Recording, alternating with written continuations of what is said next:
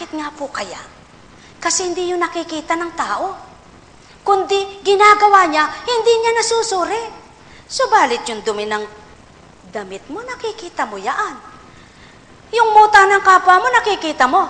Bakit yung muta mo, hindi mo makita? Dahil wala kang mata, kundi kapag hinaplos mo, doon mo pa lamang mababatid siya. Ang mata mo'y hindi naroroon at para makita yung katawan mo at sabihin, hoy, mata ko! Ang iyong muta ay malaki. Kundi ang mata mo ay ang iyong kapwa. Kaya tao, ang bawat pananaw mo sa kapwa mo, ipagmasdan mong makabubuti ito nang hindi sa tuwin ay ang mata mo ay nagkakasala at nagdudulot ng pait sa puso mo. Kung hindi, titigan mo ang kapwa mo. Bago may pumasok na masama sa isip mo, suriin mo muna, may muta ba ako? Baka nakita ko ang muta ng kapatid ko, ako pala mas malaki ang gatahilang muta ko. Buhay po bang Diyos? Mga minamahal ko, katotohanan ang tinuturan ko, ang may pandinig ay nakarinig. Kung lahat lamang ng mga salitang napakinggan nyo ay may buhay na dumatal sa puso nyo, naku mga mahal ko, dinudurog ng lahat ng tinig ng di marapat. Ang may pandinig ay nakarinig. May nagsabi, kursilista po ako. Kursilista pala siya, kaya ganoon.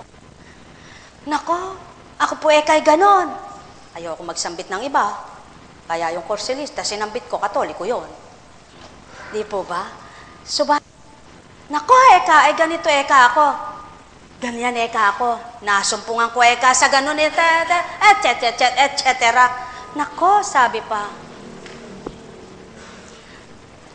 Ang wika sa Galacia, et cetera.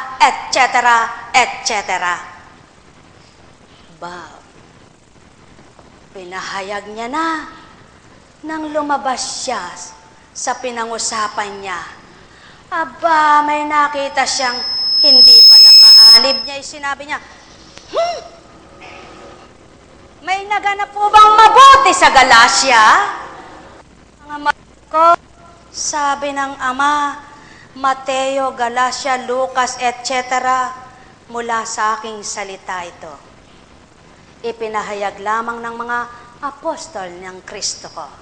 Subalit kung lahat ng babasa nito ay magnanasang matularan niyaon, hindi lamang sa bibig niya magaling siya, kundi pati sa damdamin ay tutularan ang nabasa niya. Buhay po ba ang Diyos?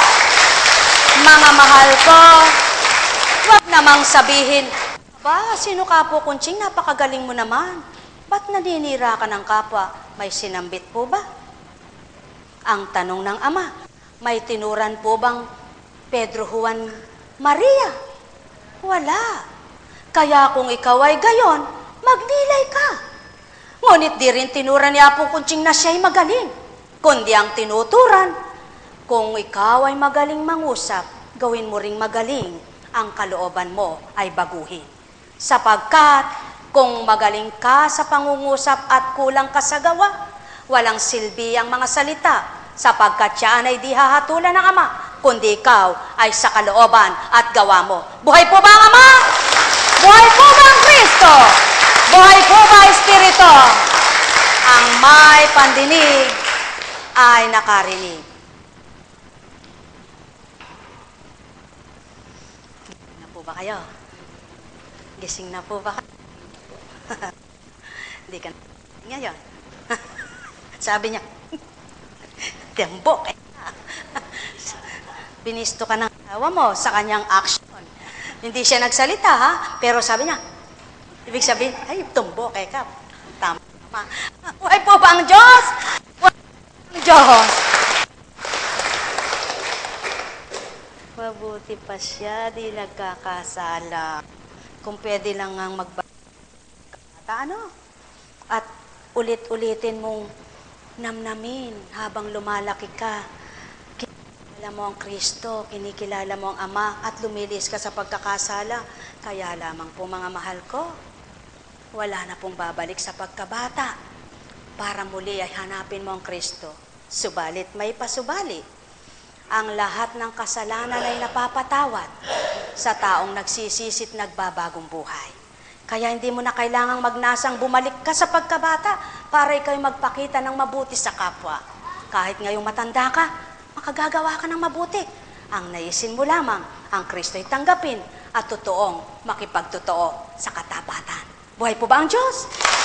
Buhay po ba ang Diyos? Buhay po ba ang Diyos?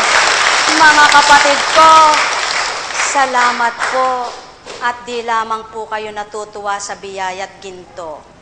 Salamat naman at nagising ng karampot. Naway tuloy-tuloy na at di lamang ngayon nagigising, kundi buong buhay ay gising na sa pamamagitan ng Kristo. Buhay po ba ang Diyos?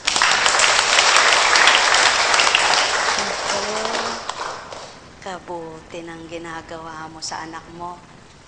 Yan, ang tama, no? Anak, tumindig ka nga, anak. Yung edad na yan, napakadaling pumake up. Kala nyo po ang mga batay tititig-titig, wala silang isip. Madali pong pumake up ang mga ganitong edad. Mas madali pa nga makaunawa at makatanggap ang ganitong edad kaysa sa matandang hukluban. Buhay po ba ang Diyos? Huwag pong magagalit, wala akong tinukoy kung sino sa inyo. Matandang hukluban lamang naman. Buhay. Bakit po? Sapagkat ang matanda may katwiran ng kanya. Katanda-tanda ko na kanay ritutuwid mo ako, sino ka? Katanda-tanda ko na ring pakangaralan mo ako, sino ka? Katanda-tanda ko na ring ilan ang puti ng buhok ko, ilan ang kulay ng buhok ko. Ngayon may tutuwid mo ako, sino ka? Sabi ng ama ay, sino ka nga ba? Buhay po ba ang Diyos? Kaya, kung sinasabing umanganga ako, hanap lang niya yung itso at saka bunga. Mayroon pang apog at samat siya, sabi sa Kapampangan. Ikmo pala yung samat, apog pala, at saka yung bunga, pinagsama-sama. Araw-araw yung ambisyon niya. Kaya araw-araw walang ginawa kundi umata siya. Pati bibig niya yung umunguya ng kakasalita. Nabago po ba sa matandang hukluban? Di po ba'y wala? Pero yung bata, pag sinabi mong, anak, masamang magmura. Si Kristo, nakapako sa krus. Uulit-ulitin niya yan. Ay, masama daw ang magmura. Ay, si Kristo nakapako sa krus. Subalit yung matandang hukluban, alam ko na kayang pinako sa krus si Kristo. Naku alam ko na kang masamang magmura. Miya't-miya na may pangmatamis niya na lang ang mura. Kaya't sabi niya, parang cornig sa lutong siya. Buhay po ba ang Diyos? Buhay po ba ang Diyos? Mga kapatid kong minamahal, kung nagigising lamang sa salitang tao, wala nang natutulog ang diwa niya. Kundi sa tuwin ay mulat na nagnanasang, ako kaya'y magbago na. Magbago ka na. Takda na oras na. Wala nang bababa pa. Maliban ang espiritong laganap na sa mundo. Buhay po ba ang Diyos?